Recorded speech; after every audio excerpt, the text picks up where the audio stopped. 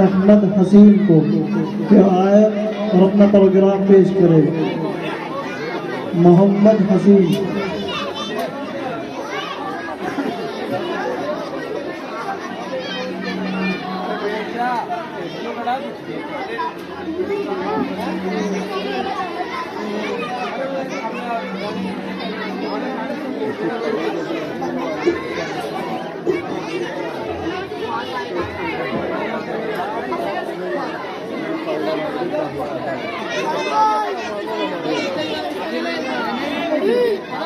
السلام علیکم ورحمۃ اللہ وبرکاتہ۔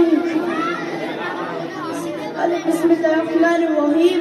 الحمد للہ وکفى وسلام علی عباده الذین اصطفى، اما بعد فقد قال النبی صلی اللہ علیہ وسلم: من تزوج امرأة لعزها لم يجد الله إلا ذلها، ومن تزوجها لمالها لم يجد الله له فقرا إلى آخره، أو كما قال عليه الصلاة والسلام۔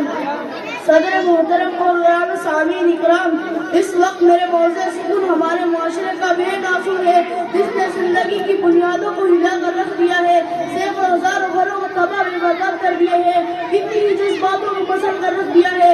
یہ وہ بیماری جسے آپ جلیس کے نام سے یاد کرتے ہیں۔ میں نے خطبے کے بعد حدیث شریف پڑھی ہے، اس میں حضور نور محمد عربی صلی اللہ علیہ وسلم کا پاک ارشاد ہے کہ جو شخص عزت حاصل کرنے کے لیے شادی کرے گا تو رب ذوالجلال ایسے شخص کو ذلت کے سوا کچھ نہ دیں گے، اور جو شخص مال کے لالچ میں شادی کرے گا تو اس کو فقر و فاقہ و تندرستی کے سوا کچھ نصیب نہ ہوگا۔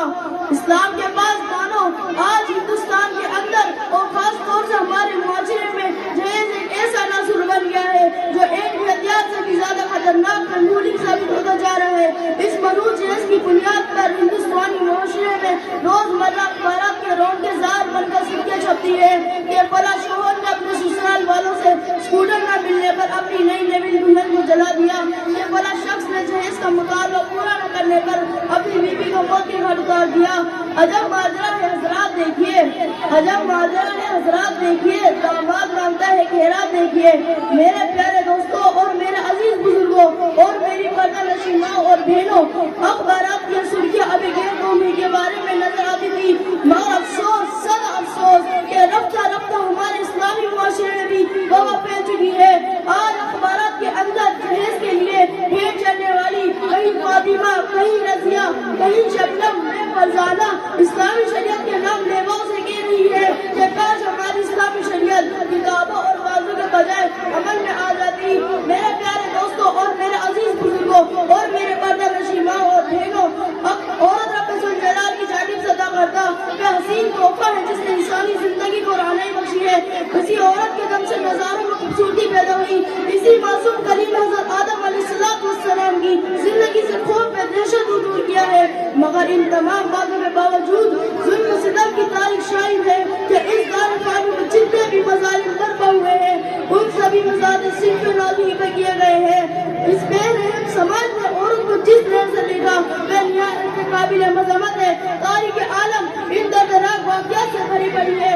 کبھی حضرت مریم کو دنیا والوں نے محتم کر کے جنگلوں کی خاک چھاننے پر مجبور کیا، تو کبھی نمرود نے اپنی بیٹی کو ایمان لانے کی پاداش میں آگ میں ڈالا، تو کبھی عرب کے جاہل معاشرے نے عورت کی پیدائش کو اس قدر مدعو تصور کیا کہ ان کو پیدا ہوتے ہی زندہ درگور کر دیا جاتا تھا۔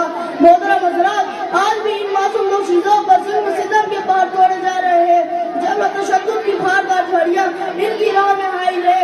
آج بھی ان عورتوں کے ارمانوں کو پورا کیا جا رہا ہے۔ غریب گھرانے کے بچیوں پر خدا کی زمین اپنی وسعت اور کی شادی کے باوجود تنگ ہو رہی ہے۔ ساری دنیا میں یہ بات روزی روشن کی طرح آیا ہے کہ جس گھر میں لڑکی جوانی کی دہلیز پر قدم رکھتی ہے اسی وقت سے والدین کی نیند حرام ہو جاتی ہے۔ زندگی کا ہر لمحہ سانپ بن کر ڈسنے لگتا ہے۔ ایک طرف لڑکی کی اٹھتی ہوئی جوانی ہوتی ہے تو دوسری طرف منشی بھیڑیوں کی اٹھتی ہوئی نگاہ، تو تیسری طرف پڑوسیوں کی چہمی گوئیاں ہوتی ہے۔ والدین جب اس گلاب کے پھول کو سجانے کے لیے کسی لڑکے کی تلاش کرتے ہیں تو جہیز کے مطالبات ان کے ارادوں کو وہی مسمار کر دیتے ہیں۔ جہیز کے ٹھیکے داروں، کان کھول کر سن لو، ذرا دیکھو، سید الانبیاء، تاجدار بطحا، احمد مصطفیٰ، محمد مصطفیٰ صلی اللہ علیہ وسلم کی پیاری اور لاڈلی بیٹی حضرت فاطمہ رضی